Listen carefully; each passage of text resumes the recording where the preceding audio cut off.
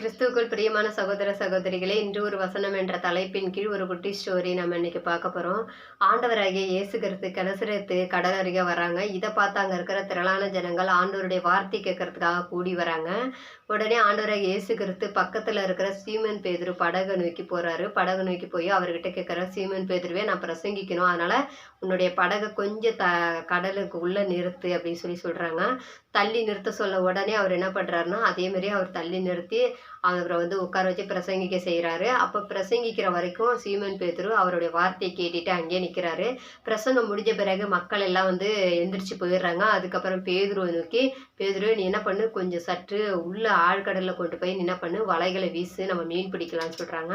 அப்போ பேதுரு சொல்கிறாரு, ஐயா, நான் ராம் முழுவதும் பிரயாசப்பட்டேன், ஆனால் எனக்கு எந்த மீன்களும் கிடைக்கல. இருந்தாலும் உங்களுடைய வார்த்தையின்படி நான் என்ன பண்ணுறேன், இந்த வலைகளை வீசுகிறேன் அப்படின்னு சொல்லிட்டு அவர் ஆண்டவருடைய வார்த்தைக்கோசரம் மறுபேச்சு பேசாமல் அவர் வீசுறாரு. வீசும்போது அதில் அதாவது அந்த வலைகளை இழுக்க முடியாத அளவுக்கு மீன்கள் சிக்குது. அதுக்கப்புறம் இன்னொரு படகுல யோவானும் யாக்கோபும் வராங்க.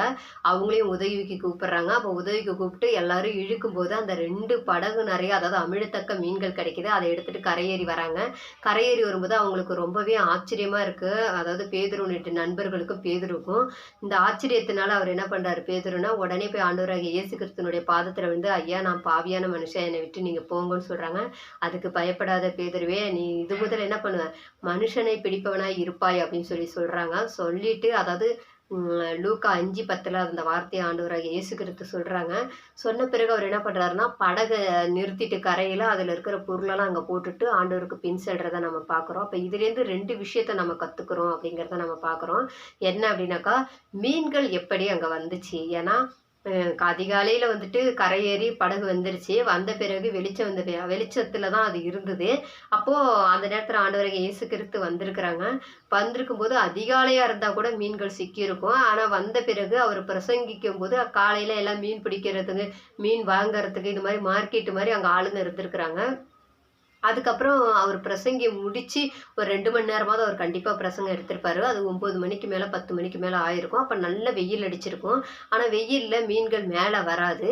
ஆனாலும் வலைகளை போடும்போது நல்ல வெயில் சமயம் எப்படி மீன்கள் வந்துச்சு அப்படின்னாக்கா, ஆண்டவராகிய இயேசு கிறிஸ்து அங்க வந்திருக்கிறாருன்னு எப்படி மக்கள் கூட்டம் வந்துச்சோ, அதே போல தன்னை படைத்த தேவன் வந்திருக்கிறாரு அப்படின்னு சொல்லிட்டு அந்த மீன்கள் எல்லாம் அவர் கப்பலை சுத்தி அவருடைய வார்த்தை கேட்க வந்திருந்தாங்க. அப்போ அந்த சமயத்துல அவங்க ரொம்பவே சந்தோஷத்தோட இருந்தாங்க. அப்போ பேதுரு நீங்க வலைகளை வீசுங்க, நம்ம மீன் பிடிக்கலாம்னு சொல்லும்போது ஆண்டவராகிய இயேசு கிறிஸ்து நம்மை பேதுருவின் கையில ஒப்பு கொடுத்திருக்கிறாரு அப்படின்னு சொல்லிட்டு தன்னுடைய ஜீவனையும் அவங்க அர்ப்பணிச்சதை நம்ம பார்க்குறோம். அப்போ அந்த மீன்களுக்கு இருக்கிற அந்த தாழ்மையும் அந்த விசுவாசமும் அந்த ஆண்டவருக்கு கீழ்ப்படிதலும் தன்னை அர்ப்பணித்தலும் நம்மளுடைய வாழ்க்கையில இருக்கா அப்படிங்கிறத நம்ம சிந்திச்சு பார்க்கணும். அது மட்டும் இல்லாம பேதுரு ராவு முழுவதும் பிரயாசப்பட்டாரு, ஒரு மீனும் கிடைக்கல. ஏன்னா அவங்க இருக்கிறவங்களுக்கு அனுதினம் மீன் பிடிக்கிறது தான் ஒரு தொழில். அப்படி இருக்கும்போது அன்றைய தினத்துக்கு அவங்க குடும்பத்துக்கு அவங்க ஆகாரம் கொடுக்கணும் அப்படின்னாக்கா அந்த மீன் பிடிச்சிட்டு போனாதான் அந்த ஆகாரம். அந்த மாதிரி இருக்கும்போது அன்னைக்கு மீன் கிடைக்கலன்னு பேதுரு என்ன பண்ணிட்டாரு அப்படின்னாக்கா, ரொம்பவே துக்கத்தோட அந்த மீன் வலையை அலசிட்டு இருக்கிறாங்க. அந்த சமயத்துல ஆண்டவராகிய இயேசு கிறிஸ்து போய், நான் பிரசங்கிக்கணும், அந்த படகை தள்ளி நிறுத்துன்னு சொல்லும்போது கொஞ்சமும் முகம் சொல்லிக்காம ஆண்டவர் சொல்றாங்க அப்படின்ட்டு அவருக்கு கீழ்ப்படிஞ்சு அவருக்கு அந்த வேலையை செய்கிறாரு. செய்யும் பொழுது இன்னொரு விஷயம் என்ன பண்றாருன்னாக்கா, அவர் பிரசங்கிச்சு முடிக்கிற வரைக்கும் தன்னுடைய கவலைகளை ஆண்டவருடைய வார்த்தைக்கு அவர் செவி கொடுத்தாரு. செவி கொடுத்த பிறகுதான் அவர் வலைகளை அந்த வார்த்தையில உள்ள விசுவாசத்தை அவர் வெளிப்படுத்தக்கூடியவரா வலைகளை வீசுறாரு அப்படிங்கிறத நம்ம பார்க்குறோம். அப்போ அந்த வலைகளை வீசும்போது அவர் தன்னை பாவி, எந்த மனுஷனும் பாவியான மனுஷன் அப்படிங்கிறத அவர் உணர்றாரு. உணர்ந்து அவருடைய பாதத்துல விழுறாரு. விழும்பொழுது அவர் சொல்றாரு, நீ இது முதல் என்ன பண்ண, மனுஷனை பிடிப்பவனா இருப்பாய் அப்படின்னு சொல்றாரு அப்படின்னு பார்க்குறோம். அப்போ அவர் சொன்ன உடனே அந்த தொழில் செஞ்சதான் அவர் குடும்பத்துக்கு ஆகாரம்னு அவருக்கு தெரியும். ஆனாலும் முழுமையாக அவர் ஒப்படைச்சு அவர் பின்னாடி போறாரு அப்படிங்கிறத நம்ம பார்க்குறோம். அப்போ நம்மளுடைய வாழ்க்கையில அந்த கஷ்டம் இருக்கு, சின்ன சின்ன பாடுகள் வருதுன்னா உடனே நம்ம சோர்ந்து போயிடுவோம். ஆண்டவருடைய வார்த்தையை கேட்க மாட்டோம், பிரச்சனையை முடிப்போம், அதுக்கப்புறம் ஆண்டவர்கிட்ட போய்க்கலாம் அப்படின்னு கூட நினைப்போம்.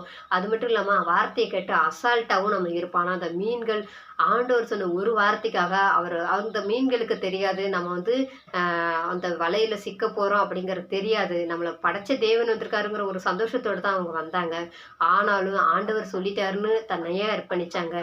அதே போல ஆண்டவர் ஒரு வார்த்தையை சொல்லிட்டாருன்னு சொல்லி அந்த வாக்குத்தத்தத்தை நிறைவேற்றுறதுக்காக பேதுரு அவர் பின்னாடி செஞ்சாரு. அவர் பின்னாடி போறாரு, அவருடைய நண்பர்கள் போறாங்க. அப்போ நம்மளுடைய வாழ்க்கையில் நாம் எப்படி இருக்கோம் அப்படிங்கிறத சிந்தித்து செயல்படுவோம். கர்த்தர் தாமே நம்மை ஆசீர்வதிப்பாராக.